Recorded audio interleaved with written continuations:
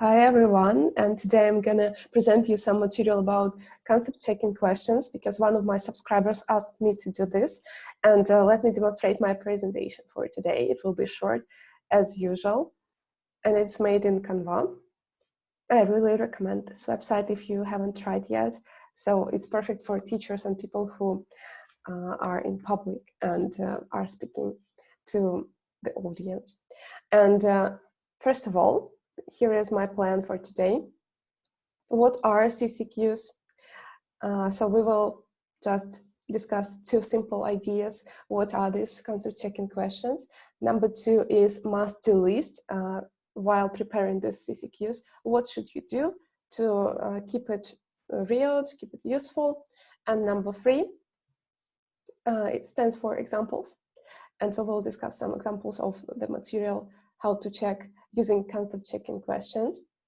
And after that, I will ask you to write your ideas about some phrases, how to check understanding of them in comments. So first of all, Ccqs, what are they? So just two sentences about them. They are simple questions.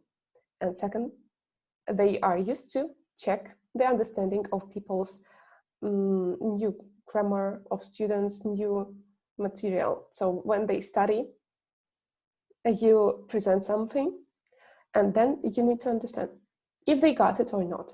And you use these concept checking questions. By the way, it's just questions. So to make it different from other questions which we use, here is must-do list while you prepare some Ccqs. First of all, you need to plan them before the lesson. It's the most important thing, and it's the first thing here.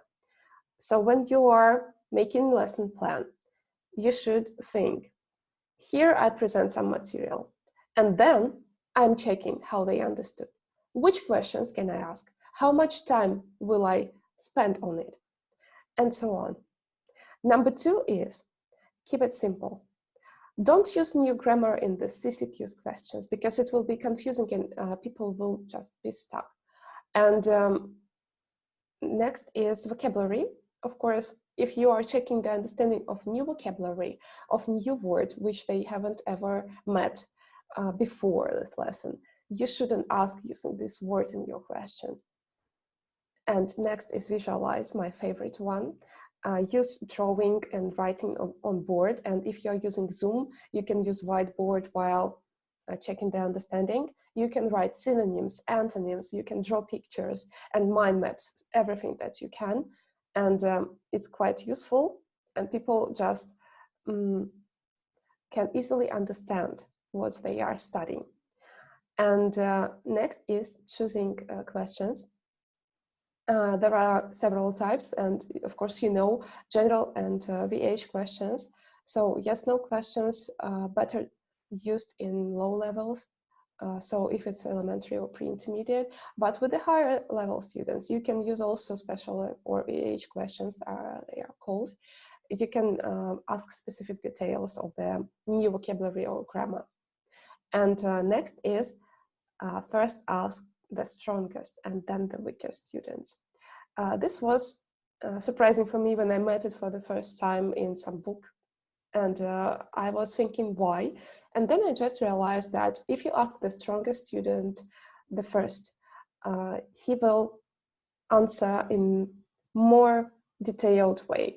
He will, or she of course, will give you some more information, and other people will just listen and get this info from his or her answer. They will just help each other in this way if you ask strongest first. It will help weaker student to understand the material and what you want from this student, by the way. And the last one is the more the better. This is just for Ccqs, not for every type of question or any plan. It's only about if you ask Ccqs, the limit is the sky. The sky is the limit.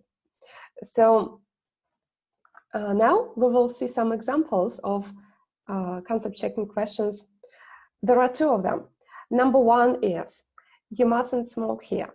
The new grammar is mustn't smoke here. Imagine that you have already explained students what is it and how to use it, and here is the example. Now you need to check if they understand it or not.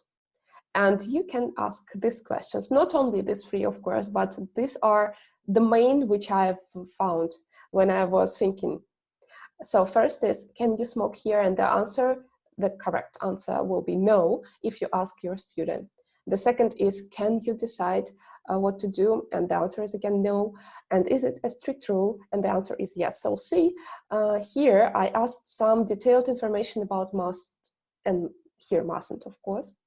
And students must provide the info about this new grammar, which make this grammar different from other. So I didn't use new grammar in questions. I didn't use new vocabulary, of course. Here is no new. And the questions are yes or no. And in the second one, I have watched lots of Netflix series. That's fun because it's quite relevant for us now, for our days. It's of course about me. If you have already, right, that you have.